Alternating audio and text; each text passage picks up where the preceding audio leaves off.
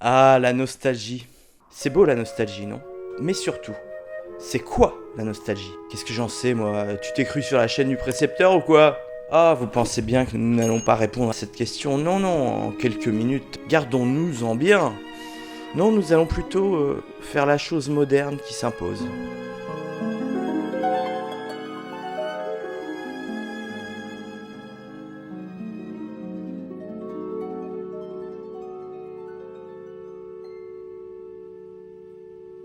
La nostalgie, c'est un sentiment doux amer qu'on ressent quand on pense à des moments du passé, souvent idéalisés. Elle peut venir d'un souvenir d'enfance, d'un lieu qu'on aimait, d'une époque qu'on considère meilleure, ou de personnes qu'on a perdues de vue.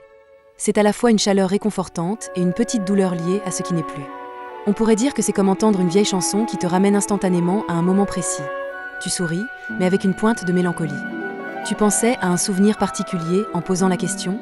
Bon, ok, on n'est pas plus avancé, donc nous allons plutôt essayer d'effleurer cette nostalgie qui nous touche, sans pouvoir la comprendre, la déchiffrer, sans savoir pourquoi elle a soudain pris toute la place dans votre tête déjà bien assez remplie. Nous nous prendrons nous-mêmes comme exemple.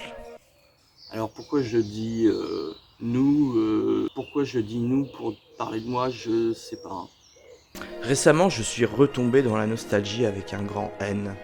Est-ce que ça vous arrive, vous, de vous nous noyer? Suite à une conversation houleuse sur un thème sans importance dans les commentaires d'une vidéo YouTube sans importance, j'ai voulu revoir un clip que j'avais tourné il y a 15 ans.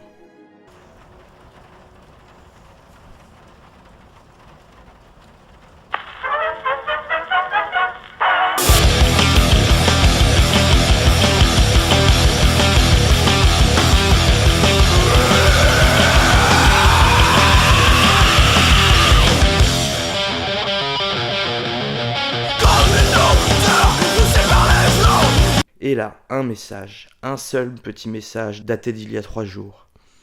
Et je suis obligé d'y répondre. No comments in 12 years. That's really a shame. The video is fun, but the song is killer, and the album Deviances is one of my favorites of this genre. Anyone into chaotic hardcore should check it out. Hey hi. Thanks for the comment, dude. Tu veux entendre une histoire amusante ? Il y a quelques jours, je me suis battu dans une conversation sur YouTube avec un crétin de libertarien à propos des droits d'auteur. Le gars défendait l'idée que le droit d'auteur est un faux droit, etc. Et moi, je défendais le côté opposé. Peu importe, quel est le lien avec Tannen, tu vas me demander ? Aucun lien. Mais le gars en question ne cessait de me répéter qu'il était musicien de métal depuis 40 ans, donc il connaissait des choses sur l'art en général, et m'envoyait des liens vers son travail.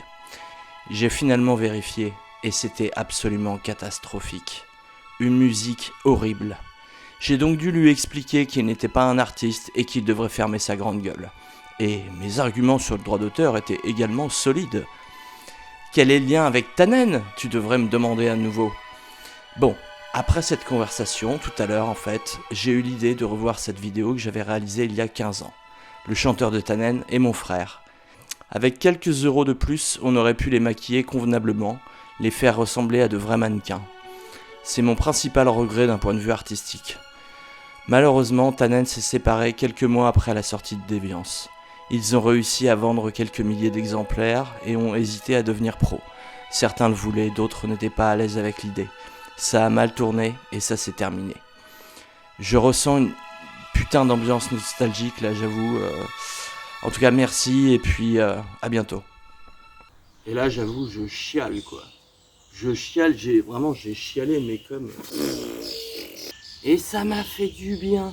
Ah putain, ça m'a fait du bien. Et puis du coup, ce qui s'est passé, c'est que... Une chose en entraînant une autre, je me suis retrouvé à remater une grande partie de mes vidéos, mes anciennes vidéos YouTube. Et là, j'étais un peu dans...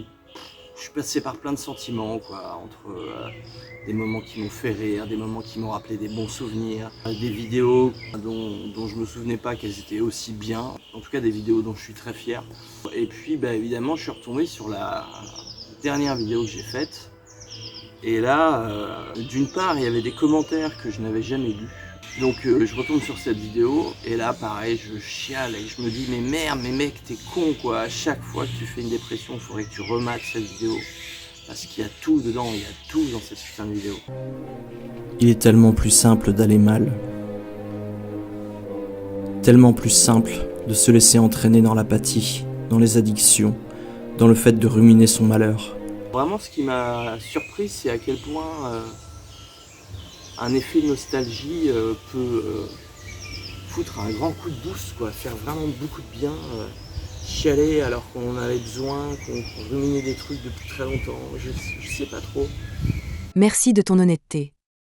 D'accord, voilà une version plus littéraire et profonde.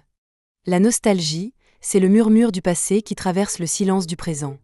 Ce n'est pas seulement se souvenir, c'est ressentir un lieu, une voix. Faites des expériences de nostalgie pour voir si ça déclenche chez vous des trucs. Pourquoi pas? Et vous me direz dans les commentaires si ça fait du bien ou si au contraire vous me détestez parce que à cause de moi ça vous a rappelé des trucs Après c'est votre problème, hein, vous vous démerdez avec vos histoires. Je ne crois pas que la nostalgie se fixe sur de mauvais moments. On a de la rancœur ou des regrets et des remords par rapport aux mauvais souvenirs. On a de la nostalgie par rapport au bon.